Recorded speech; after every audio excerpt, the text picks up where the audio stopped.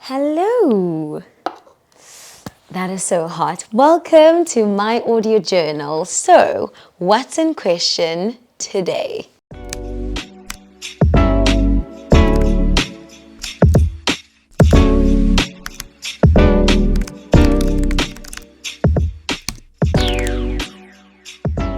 Let me actually get comfortable.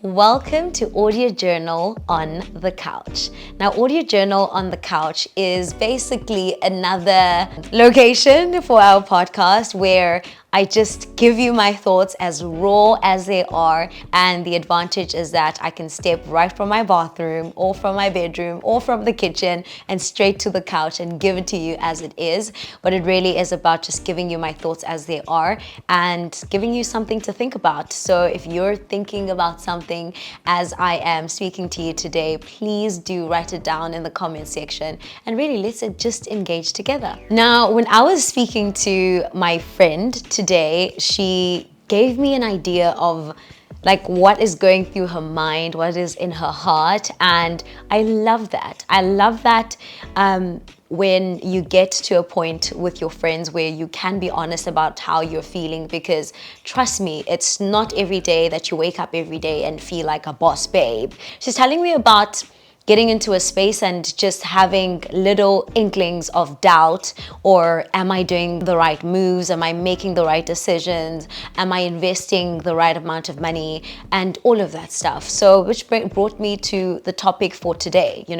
There comes a time in our careers where we're so established that we're able to say no, ask for more money, or even negotiate the terms in which we're going to operate. Like, I'm not coming unless there's this. I'm not doing that unless I have this. Or, no, that rate is too little for me. Or, no, that does not align, And we sort of lose the hunger that we had in the beginning, and sometimes losing the hunger is such a good thing because it means that you've earned your strides. It means that you've earned being where you are. It means that there's certain things that you do not have to do anymore because you've already done them. You've put in the work, you put in the time, you've put in your resources, and you've inconvenienced yourself enough that you have earned the convenience. So there's nothing wrong with not having that hunger anymore within that particular space, but it's not okay to not have hunger at all. You always have to be hungry in one way or the other, hungry to learn, hungry to get into new spaces, hungry for change, and just hungry to just succeed and achieve more, There came a time in my career where I did not attend any event at all, unless I was there to MC, right? And that was because I was servicing MC Pam, because before I'm anything else, before I'm a fashion influencer, before I'm this content creator, I am an MC. That is the one thing I'm passionate about, and I always want to make sure that brands value that and know that that's the value I bring to any event space. So if I'm just attending, it is not serving. It is not serving MC Pam. However, there was a time where I was servicing or really catering to influencer Pam or content creator Pam, where I'm trying to get recognized by certain brands. I'm trying to network. I'm trying to make sure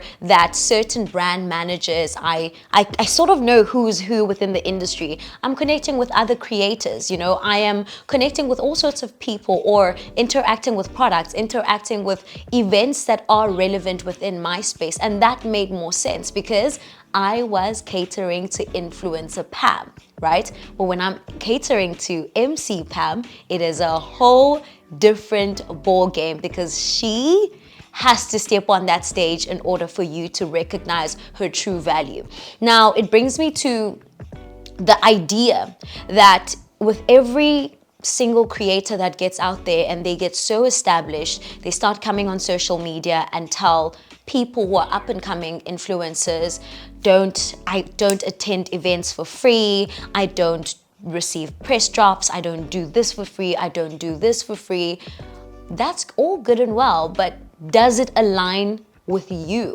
Imagine if I was sitting here and saying, oh, if my husband doesn't do X, Y, and Z, I am not gonna do X, Y, and Z. First of all, you can't take that advice if you're not married. It does not apply to you. And that's the same thing with career advice. If you're sitting at home and you're listening to someone else who's giving you advice about their career and what applies to them, they've put in the work, they've put in the resources, they've put in the time, and they've earned to say, no, I can't do events for free. And that is absolutely okay, and that applies to them. But with you, if you're starting out and you're trying to put your name out there, you have to, at some point, put in the work, put in the resources, put in the time in order for you to put yourself on the map. So not every single bit of advice that you hear from your favorite influencers, let's say you hear advice from me when I say I don't attend events for free. That makes sense for me because the context is Pamela is an MC before she's an influencer. But if you are an influencer and you don't have another stream of income or another passion of yours that brings you money, so why would you take my advice as it is and just lead with it and not understand in what context it applies to you? Now let's get into getting into new spaces. I think when we start out as content creators or whatever industry you're in, even if you are trying to get into law, if you're trying to get into accounting, or you become an intern within the office space, there's a fine line, obviously, from being degraded and people just making you do stuff that is so degrading. But there's a certain line that comes with just being humble enough and just having that humility that says, I'm going to put in these numbers of hours, the number of hours in order to ensure that I'm able to break into the space. If I need to do 50 or 500 photocopies a day in order for me to get into certain rooms, if I'm going to have to write minute meetings or meeting minutes in order for me to be able to connect with these people or be in the same room with these people, then so be it, And you have to have the humility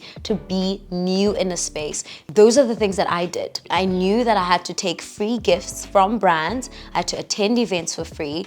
I had to MC some events for free. One of my first events were free, and some, like within the top 5 events that I did, I was paid 500 rands. It could barely pay for anything, but I knew that this is what I need to do in order to prove myself, because now I have a whole catalog or portfolio of work that I'm able to prove to the next people who hire me and can say, okay, she has done this and that and that and that, and therefore please do hire her. So one of my first events were School of Accounting at Nelson Mandela University, and I was hosting a business seminar.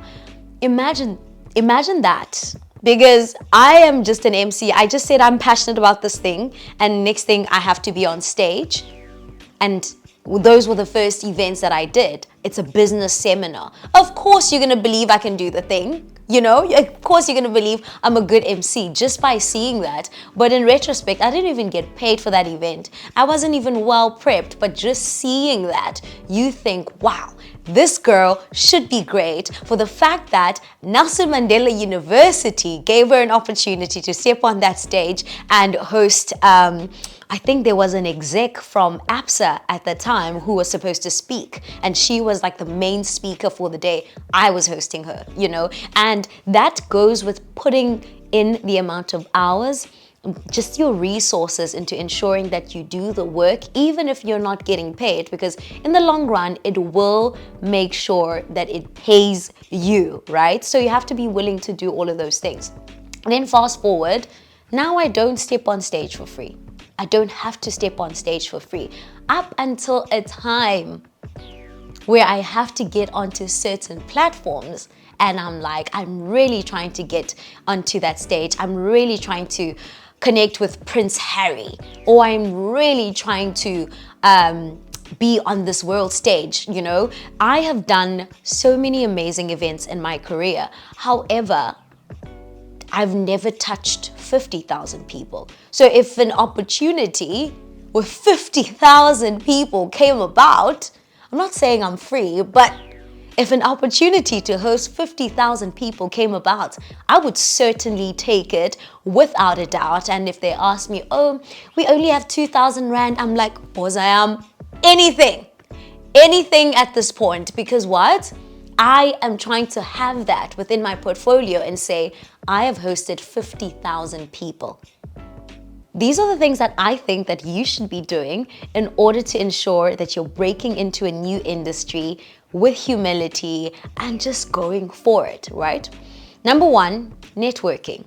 That is my number one tip for you. Networking is the one thing or benefit that you will receive when you go into a new space. You get to know the who's who's, you get to rub shoulders with them.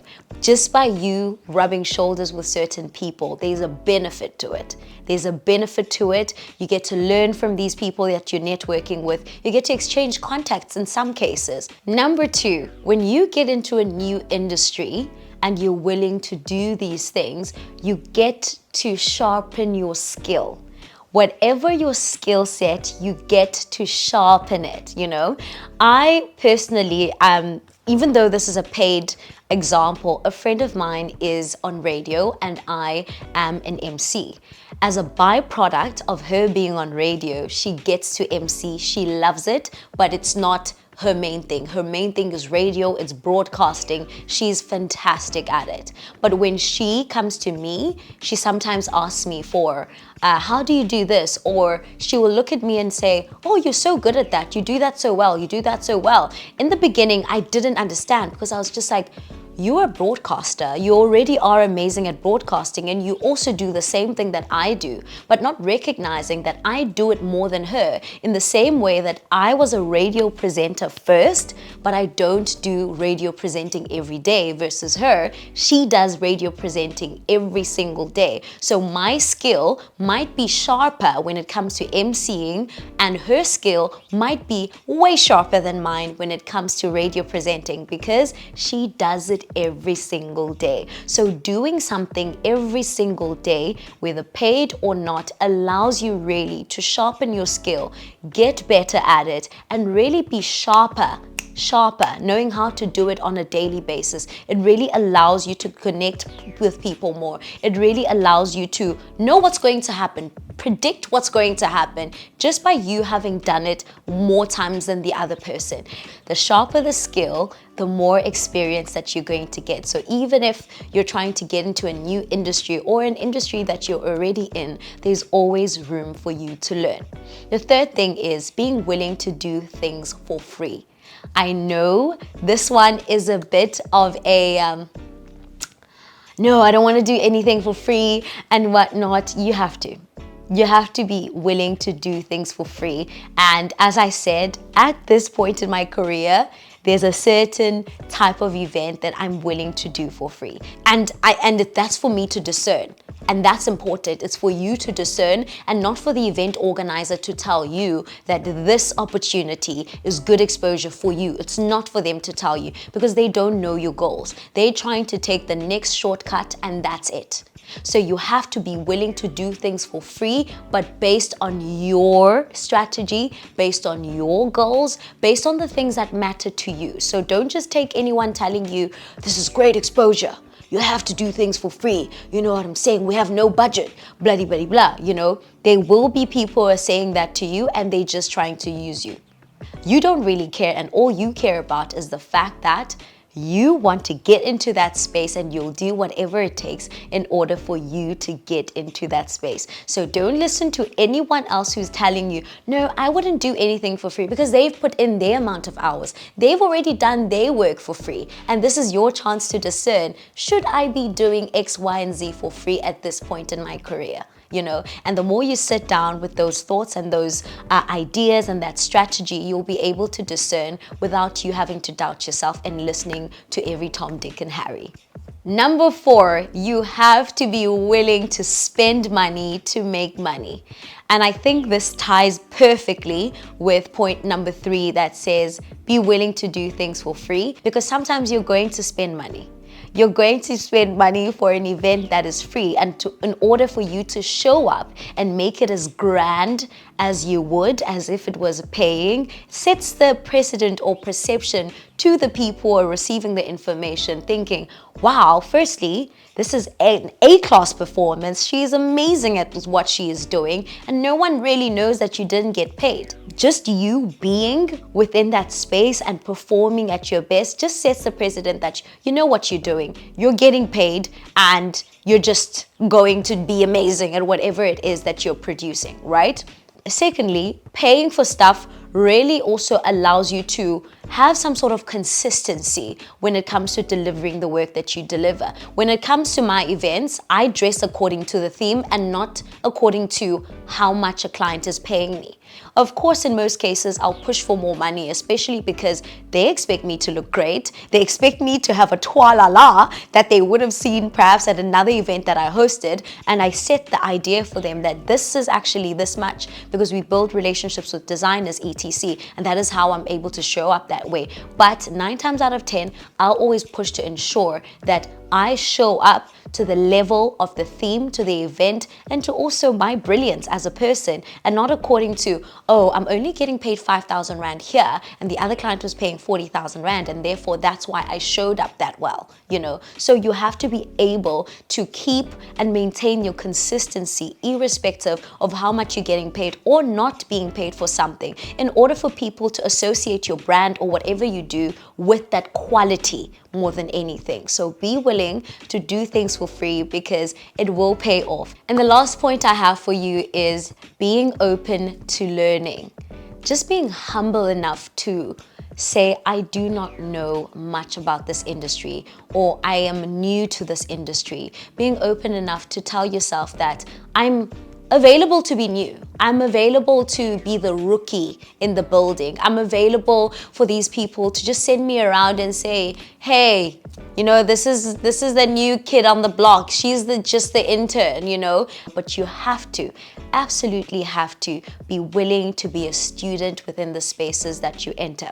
Now, I think the entire topic that I wanted to land today is that whatever point you are in your career, you sometimes are going to have to evolve and be a new person, especially if there's a direct line in order for you to get to the place that you want to. Prime example, the other day, I was invited to a soccer event. I was invited to a soccer event, and lo and behold, I went to an event not getting paid, not emceeing, and I met someone who's influential within the Formula One space. And I went directly to him and I was like, hey, my name is Pamela Mtanga. This is what I do. And before anything else, I didn't introduce myself as an MC first. I introduced myself as a content creator for Formula One content. Then I mentioned that if you happen to need an MC one day, please holler at me. But more than anything else, I am here just to tell you that I am a content creator. So if you're hosting anything Formula One related, please call me. I understand that when I enter the Formula One space, I'm not Pamela Mtanga, the MC, so many accolades, presenter extraordinaire. I am almost a nobody. I'm almost a nobody, and that is okay, because you have to have that humility to know that in certain spaces you are a nobody. You can be a somebody, but you are a nobody, and therefore there are some bodies within that space that you can connect with. You can put yourself out there. You can be willing to say, hey, I'm putting myself out there. Should you have anything, even if it's a free event, I am there. You know, and that moment reminded me of how important humility is and how important it is for you to ground yourself in order for you to be able to start from scratch. Lose that delusion of grandeur that you're going to be grand in every single room you enter in. If you're going to go to Paris, no one is going to look back and say, hi Pamela, I love your content. No one's going to do that. So I'm willing to walk across Paris with my suitcase trying to shoot content, you know, because no one knows me, no one cares, you know. You have to be willing to have that humility, be willing to evolve. That person, the young person and the young spirit in you, remember whatever industry you're in, wherever you started, remember that person inside your head, inside your heart, that person that was trying to chase that dream. don't lose that person. Even if it's every 4 years of your life, you start thinking, what else can I do? What else can I be new in? What else can I be a student in? How can I evolve? How can I get better? What am I willing to do for free? What am I willing to just learn from scratch? What am I willing to just be a nobody in, And that is where true evolution, true growth, and also true humility is displayed. I hope you enjoyed this episode of my audio journal on the couch. It was our first edition, so I'd like to say cheers.